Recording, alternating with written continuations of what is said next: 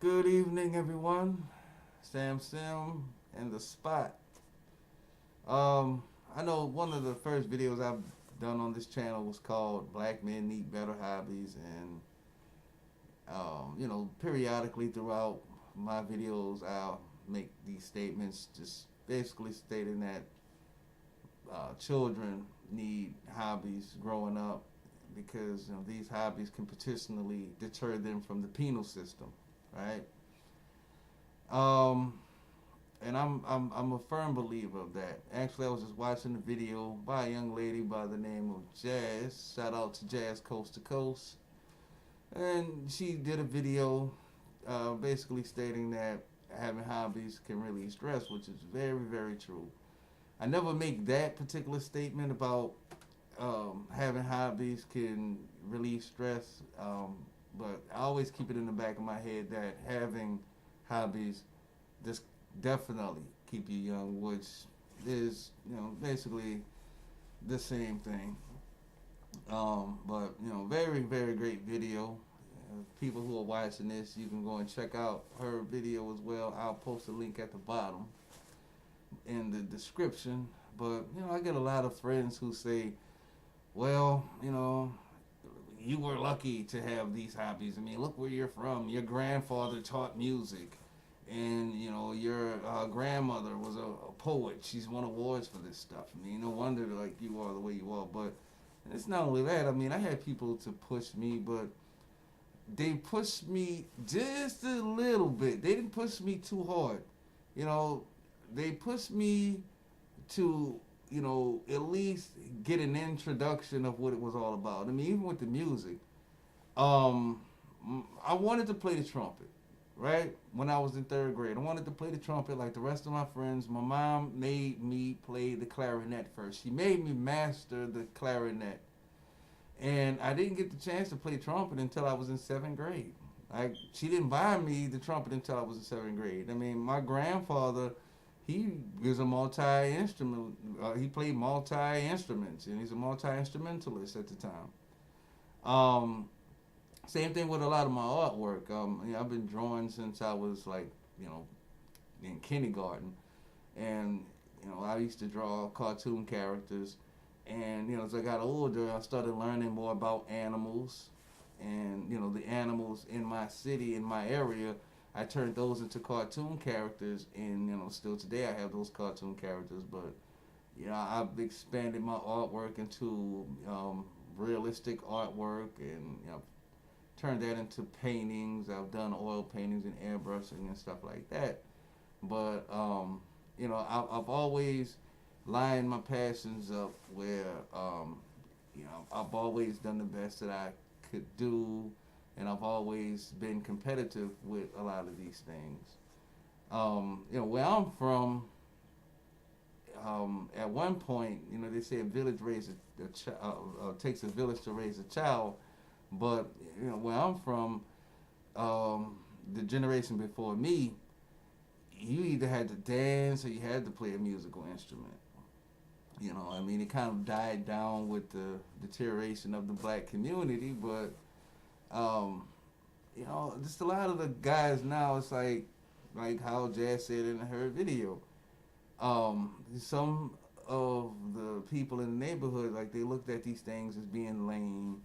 A lot of my friends back home in New Orleans are jazz musicians. A lot of the older men, a lot of the elders are no longer here, but even with them, I learned a lot about upholstery, which is one hobby that I don't share with everyone.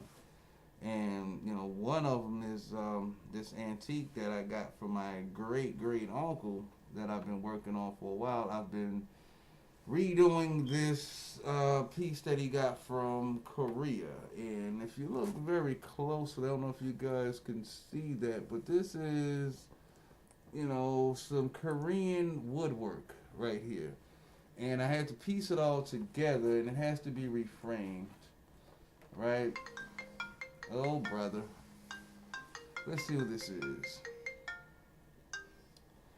And who I have on the phone right now is one of my buddies who I've been working with this screenplay. and he and I, we basically, we went to school together.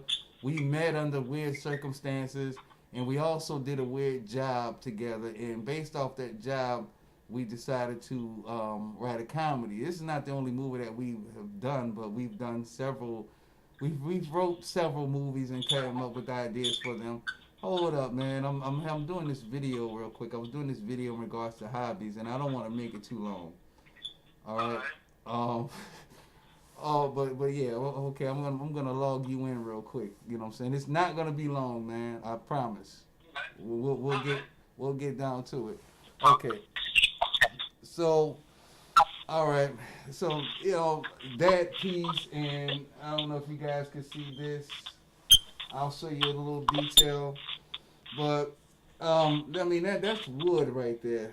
That's wood. It's a scene, right? And it was all carved wood on here. And eventually, when I'm done, I'm going to put this in a frame,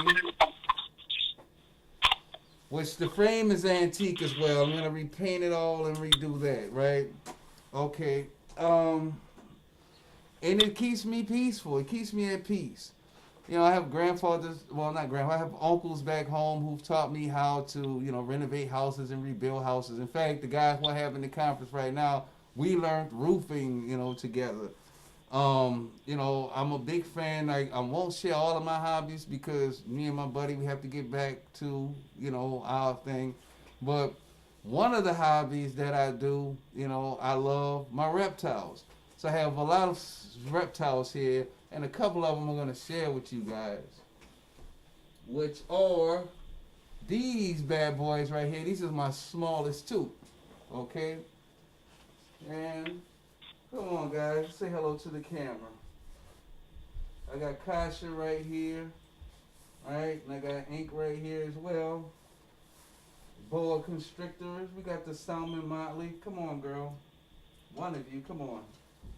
You're gonna come with me? Come on, let's go. All right. We'll put you back in a minute. I just wanna, just share you guys real quick. These are a couple of my small ones. I have the bigger ones upstairs.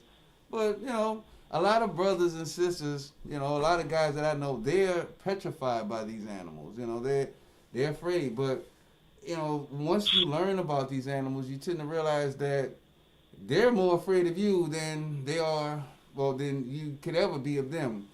I brought friends back home, and we walk down through the bayou, through Jean Lafitte Park, and this is not a zoo. This is actually a nature walk. And when we go through the nature walk, and I show them where the alligators are, they get scared. They're like, "Oh no!" We've actually walked past like 5, 6 foot alligators, and they're just like right here, like right where my keyboard were. We just standing right by them, and they're shaking. They're like, "Oh my God, I can't believe you guys, can live around this type of stuff."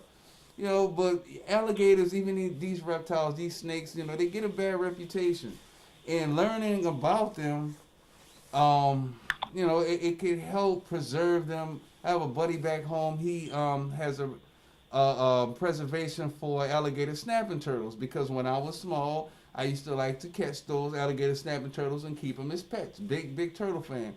People used to pull over on the side of the road and they were like, "Oh wow, let me buy that from you. I'll give you $20 for it," and I would sell it to them. It took for me to go to the Audubon Zoo and see this huge, alligator snapping turtle at the bottom of their pool. And I said, wow. And, the guy explained to me as a kid that these were endangered species. So I stopped catching them, And so luckily we have Mike, a buddy of mine, like I say, he's preserving them. He has like over 500 alligator snapping turtles. These are just the big ones, but he breeds them. So, I won't keep you guys too long.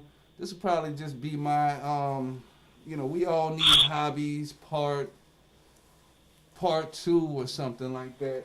Here you go, Cash. You can go back over here with your brother. But, bless you, man. Thank you. All right. Yeah, So, fishing is a hobby of mine. Sound engineering that I learned from my cousin. Rest in peace, Skip. Even the yeah, even my homeboy who's on this conference right now, like, we have hobbies. I mean, he's never been caught up in any problems with the law as well. Matter of fact, we both met because of our hobbies.